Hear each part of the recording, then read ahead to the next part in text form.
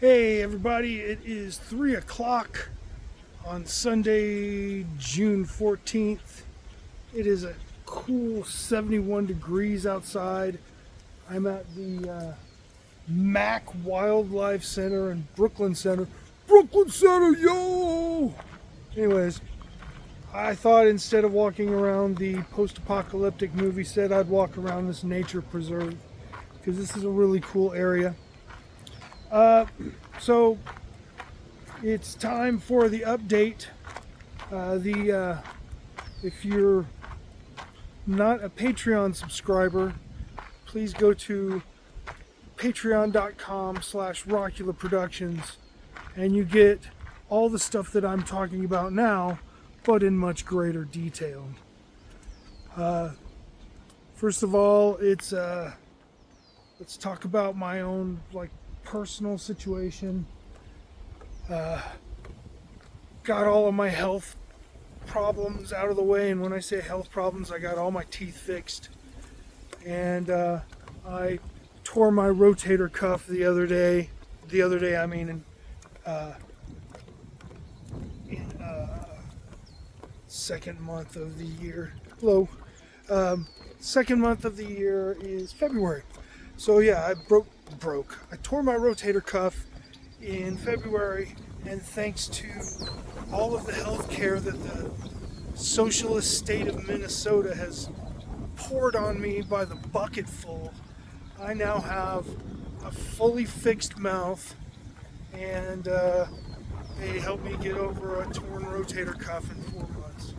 So hooray for socialism and socialized medicine. Okay, other than that, I've kind of leveled off with my situation. Other than that, everything's cool. So let's get into what's going to happen in my life coming up this year. First of all, on July 27th, Sister Paul will arrive in Minneapolis.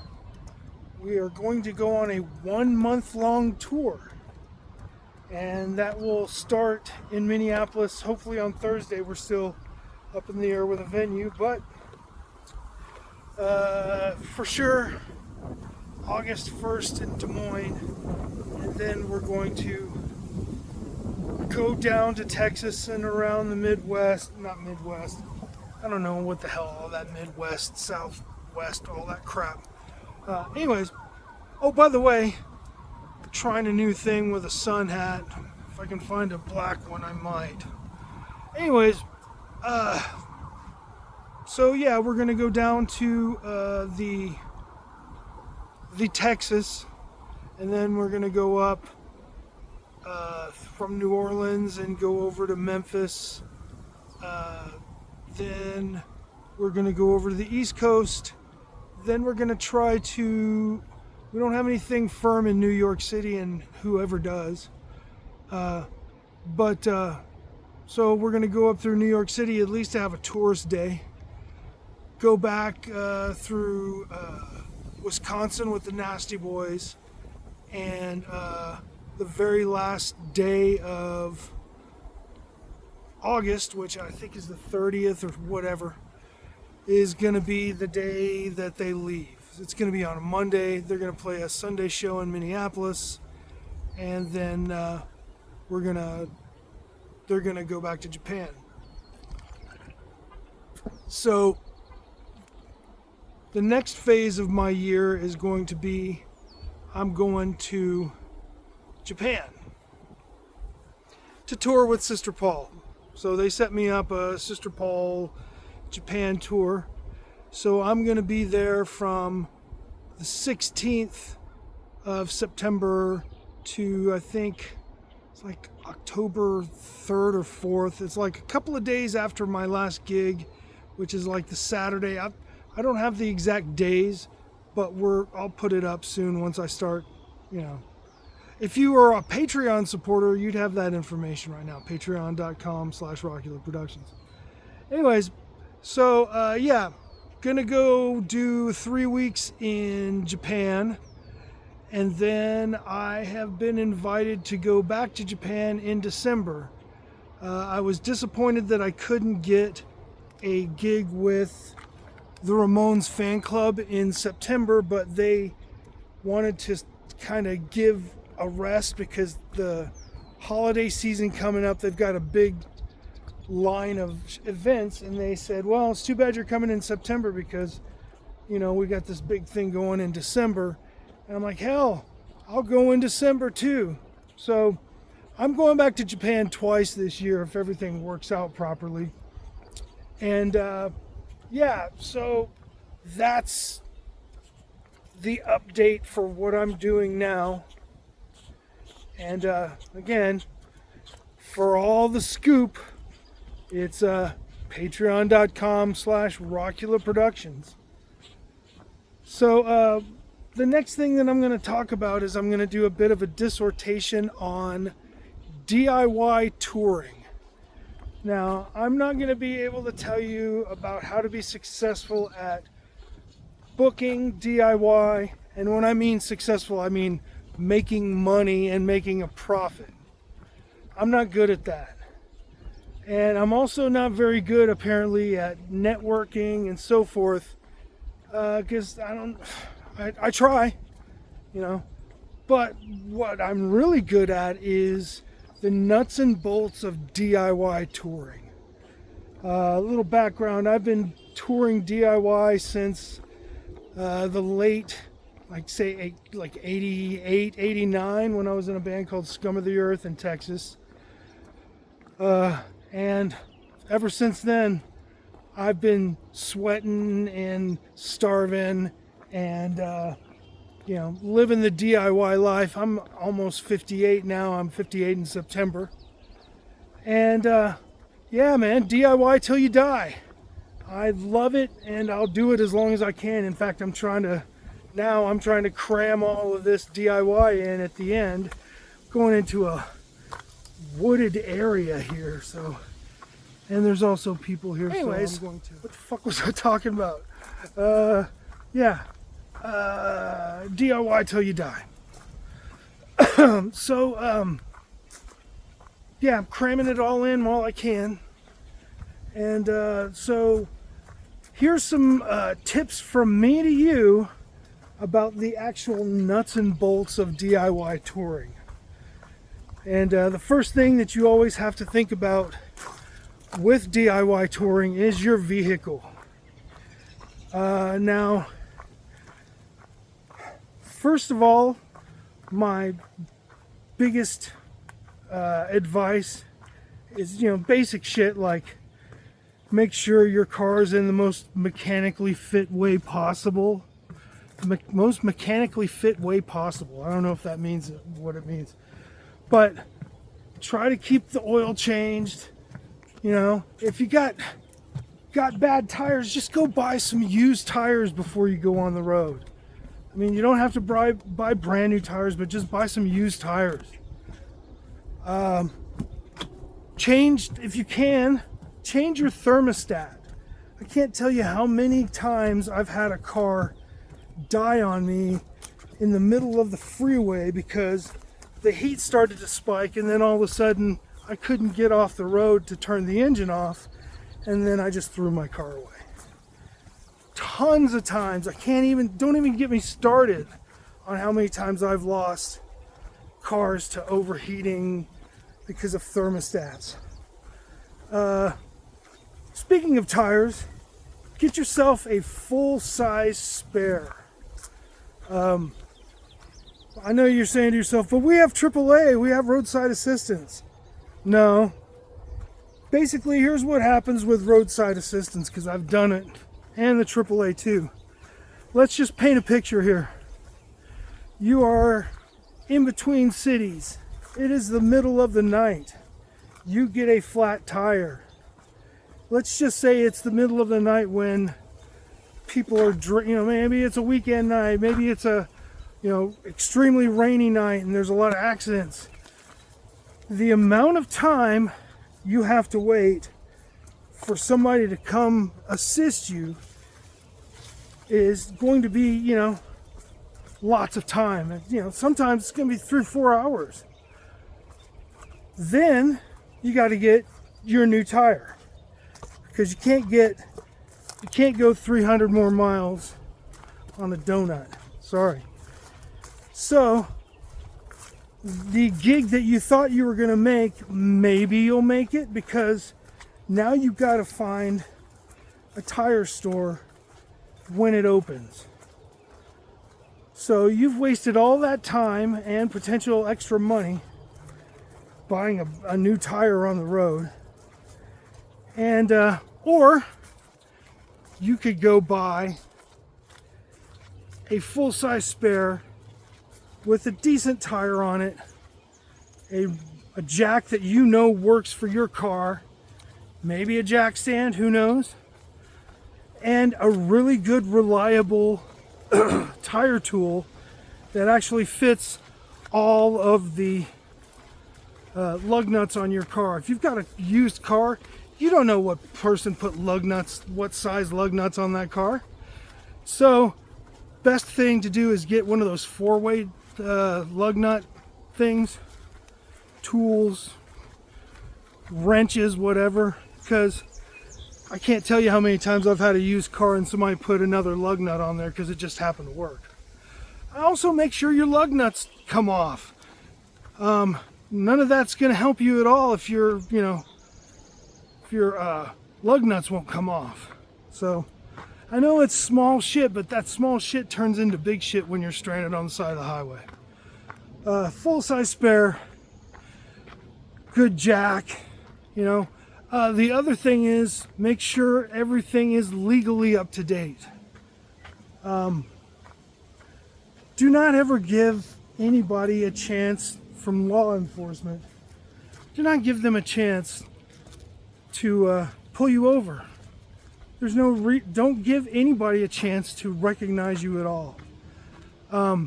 So that means keeping your registration up to date, keeping your insurance up to date. If you've got, I know that in Texas you can't get a registration sticker until you get your inspection sticker, and you probably just do it in the same month now. But make sure everything you got is legal, because you don't want to give a cop any reasons whatsoever to pull you over. Full-size spare, jack, lugs, thermostat, GPS. Buy yourself a dedicated GPS. I've been in certain spots in the mountains where your phone does not get service. Therefore, you don't have maps. But if you get a dedicated GPS, just get a cheap one. Don't even get an expensive, fancy one with all the, all the extra shit on it. Just buy a basic GPS that communicates with a satellite instead of a cell phone company. Try to update it, and every time you get in the car, start up the GPS so that it knows where you are. Seriously, you don't want to rely on cell phones. So you need to make your vehicle as inconspicuous as possible. My recommendation is to always get something like a minivan, some kind of mom mobile, because those things are rated for highway mileage. They're supposed to be the family truckster to take the family on vacation. They also are less conspicuous. That doesn't look like you have a lot of money. And the mom mobile is the best touring vehicle. Last year when I had Sister Paul here, we toured in a 4-door sedan. But they're a duo and I'm a solo artist, so we had some extra room and our equipment wasn't very large. Which brings me to the other part of that is make your equipment smaller and lighter. Do you really need a double bass with all the size toms? Do you really need a refrigerator-sized bass amp? Do you really need a chest of drawers-sized guitar amp? You know, all that stuff adds weight. It's a bitch to move in and out of small clubs. You're not a rock star, you're DIY. So try not to bring such giant amounts of equipment on the road with you. I know that means that, well, hey, why don't we just get a trailer? And that brings me to my, no, sorry, still got to go with the inconspicuous thing because I forgot this other thing. Don't put stickers all over your car or your van or whatever. In fact, if you have stickers on there, take them off. Because nothing says rob me or pull me over like a bunch of stickers on a car. Especially if it's out-of-state plates, you know. Both criminals and, shall we say, authority figures, one of the first things they notice is out-of-state plates, and stickers attract attention. So take all the stickers off your car. Back to the vehicle thing. Lost my place, so let me look at my notes for a second.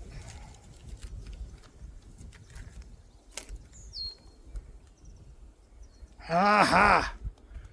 The big one. The one that I hate more than anything else in existence, and that is I hate trailers. And I hate tripping over loose boards. I hate trailers. I've never had a good experience with a trailer, ever. I've had a trailer twice kill my car because it was too much for the car, even though I looked it up and it said, oh yeah, this thing's rated for the smallest trailer at capacity. And I didn't even have my trailer at capacity, but I lost a transmission to one of them, and I lost an engine to the other one because it overheated. Pulling that much weight for that car overheated that car. So I hate trailers. Do whatever you can to avoid a trailer. Obviously, if you can afford a full-sized van, kudos to you. But if you can't, because, you know, full-size vans cost more anyways on the market. So again, if you're going with the least expensive option, which is the Mom-mobile, reduce your footprint and go in the Mom-mobile. Let's just say you can't, you just can't. You got to have, you know, more stuff so you're pulling a trailer. So my advice is get a second vehicle. Like for instance, I was saying earlier, when I was touring last year with Sister Paul, we were in a 4-door sedan, and by the way, because of my grandpa driving, it got 44 miles per gallon on the open highway. That's with all of our gear and a bunch of t-shirts and 3 people, all of that. So if you can, if you got a Mom-mobile, take a second car, because not only will it make it easier for everybody to get around, but it's also more flexible, as in, let's say you're at the hotel and you don't want to pile everybody in the van. You know, you can take the car to the grocery store, take the car to go get beer, whatever. You know, whatever you can do to not drive your van with all your gear in it. Now here's the other thing that I was going to say about that, and that is, when you get to your destination, bring all of your gear inside if you can. When it was me and Sister Paul, or me by myself, I would bring all of my stuff into my hotel room, or whoever I was staying with. Just bring, you know, if it's somebody with a house, ask them if you can park your vehicle in their garage or whatever, but do not leave your equipment in your vehicle. And if you have to, that means that somebody has to do the old sleep in the van thing. I mean, I've done it more than once, and I've done it in some really cold environments. It's miserable, but yeah. So if you can, take all of your equipment out. Oh, here we go. Do not bring large amounts of money with you. Make sure you've got change for your merchandise. Make sure you've got money in case you go to a restaurant that doesn't take credit cards or any of that stuff. You know, emergency cash. But don't carry around more money than you need to, because there's no excuse nowadays. I mean, of course I can remember back in the old days, you know, most of us didn't even have a bank account, much less a nationwide network of ATMs for us to deposit our money. A lot of us had to wait till the next day to find a bank and deposit it in the bank, because even back then we knew, do not carry a bunch of money on you. Now, there's two reasons why you don't carry a bunch of money on you. And depending on who's watching this video and their experience, it could be one or the other. One, the obvious, getting robbed, carjacked, all that other stuff. You know, at least you got your money in the bank. And number two, and I can say that I haven't heard anybody say this for quite a while, but I've had quite a few old school bands tell me that they get pulled over and then the vehicle gets searched, and then they find all the t-shirt money, and then they abscond with your t-shirt money. So the least amount of money that you can carry on you as possible is the best idea for that scenario. We're going to talk about,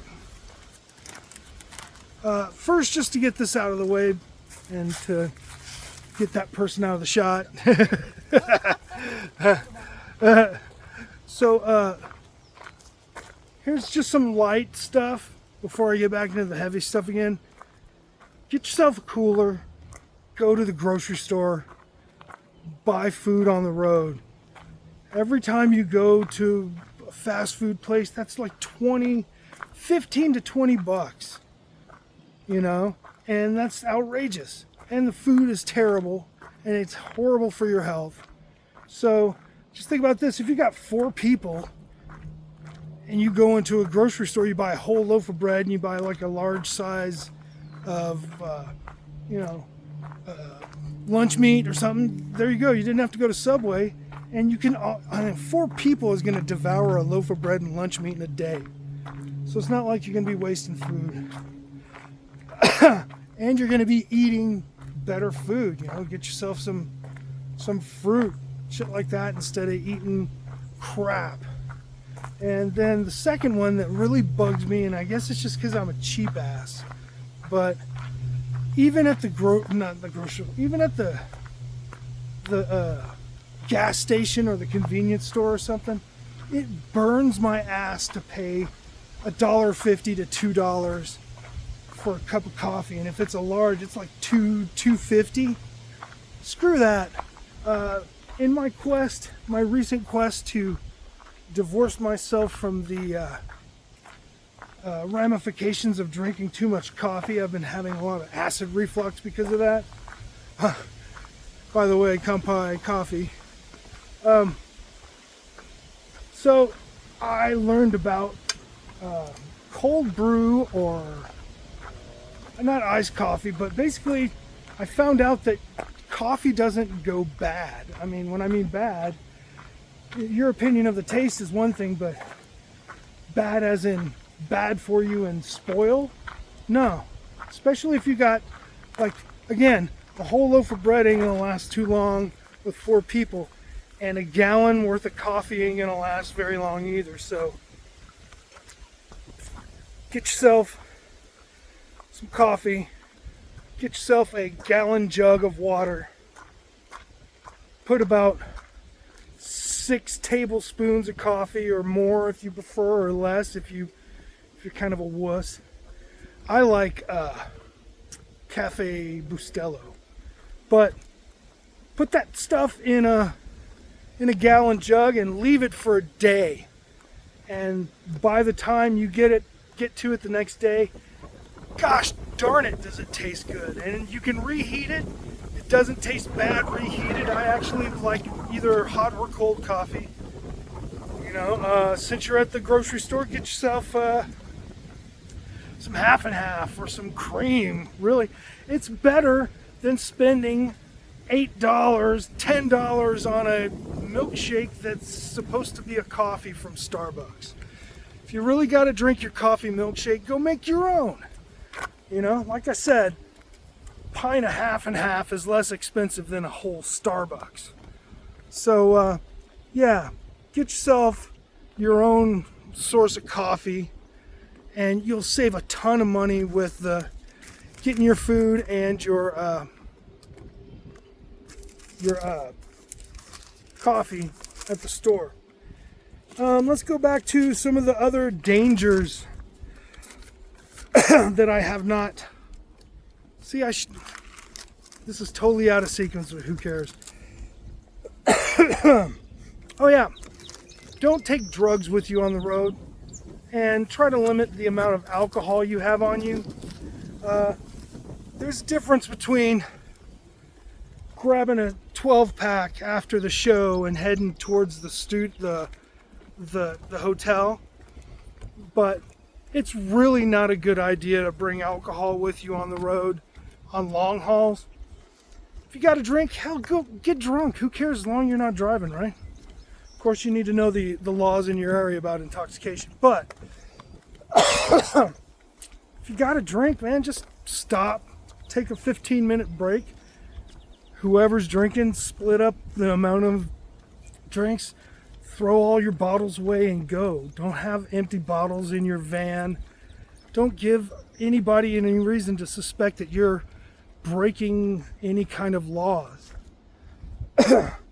So, obviously with drugs, I'm not going to tell anybody what they can and can't do for drugs, but having drugs on you while you're on tour is a very bad idea. Obviously, there's what ifs, like what if somebody gives you a quote sample size of your drug of choice that can be quickly disposed of down the esophagus? Yeah, do that. If you want to take the chance, go ahead. But don't have a big old bag of weed in your car. Don't have your car smelling like weed. Don't have it smelling like fucking beer or alcohol, because that just gives somebody a chance to pull you over and put you in jail. Okay. All out of order here.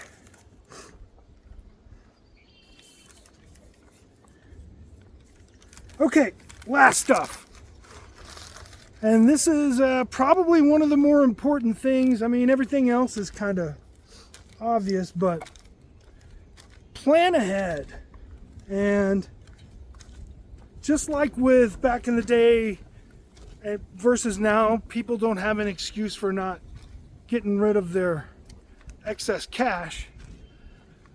There's no excuse for not knowing where you're going. Now, grant you, things change when you're in the town and you're actually driving around and influenced by one-ways and traffic and all that other stuff, and things that you see the address but you don't see the address posted. That happens a million times. But what I'm talking about is know how long it's going to take for you to get there, and always build emergency time in. For instance, the biggest one is going to be a flat tire. Now, if you have the full-size spare, you probably take an hour off of your time because you got to pull all your shit out, got to change the thing, depending on how good you are, let's just be conservative, or let's just err on the side of caution. Say it's going to take you a whole hour to change your tire. Then you'll have time built in for traffic, emergencies. I know that Google Maps says traffic influences it, but it can influence it at different times of the day, and you never know that a accident might happen hours after you've calculated your time, and the next thing you know, there's a 2-hour delay because downtown's backed up. So blah blah blah. Get your plans together and be an err on the side of caution. Number 2 about that is have all of your contacts available at a moment's notice, and make sure you know who you're gonna excuse me, sorry, all of this pollen is making my throat gunky. So when you're on the side of the road fixing your tire at 2:30 in the morning, you send off an email or a text, whatever's appropriate for the time of day, and say, hey, we just had a flat tire, we're going to be delayed for maybe an hour, we'll let you know when we're back on the road. And that way, everybody that is responsible for you when you show up to that town has the maximum amount of information to go on to make a decision. For instance, are they not showing up at all? Are they going to be late and we need to change the lineup? All of this stuff. So you owe it to the people who are responsible for you to let them know if there's going to be delays. Getting to the end of this list here, so again, you get a lot more detailed information, and you're going to get tons coming up on these tours now at Rockula Productions. RockulaProductions.com is my main page where it's kind of a hub. Patreon.com/Rockula Productions. Okay, one last little just in case. Bring some kind of PA speakers with you. Even if it's for vocals, even if it's one PA speaker. Because what you're going to want to do, because it happens all the time, you get to the town, or you find out 2 weeks ahead of the town that, oh shit, you got double booked, or the gig got canceled, or the cops raided the house that you were going to play at. All kinds of things can happen. So you need to be able to do a gig at any time, anywhere, as long as it's legal, obviously, or you're not going to get arrested for it. I mean, legal is a gray area. But so what you do is, with Sister Paul last time I brought a 10-inch speaker, but we might be busking other places, and I think we're going to have to furnish the PA for one gig, which is a house show. So I'm going to bring one 10-inch speaker and one 15-inch speaker. But the other thing that you might want to bring with you is what they call a power station, or a portable power supply. And it's basically, you could plug things into it. You can't plug, and that's the other reason why you don't want super loud equipment. You can't really plug a full band into it. But you could plug a couple of small amps and a PA speaker or two into it, and you can busk, you can play a skate ramp, you can play a backyard party, you can do all kinds of stuff. And if you got your merchandise with you, you still got a chance to earn money instead of sitting in a hotel room getting drunk because you don't have a gig. So that's pretty much the end of the video. I'm gonna revisit this topic while I'm actually on the road and give you physical examples of what I'm talking about. But until then, again, please join my Patreon at patreon.com/Rockula Productions. You can email me at rockulaproductions@gmail.com. And you can go to my homepage, which is rockulaproductions.com. But all that is a hub that says, here's the Ramones Facebook and Twitter and, all that stuff. Here's my YouTube, all that other stuff. So, yeah. All right. Thanks for watching.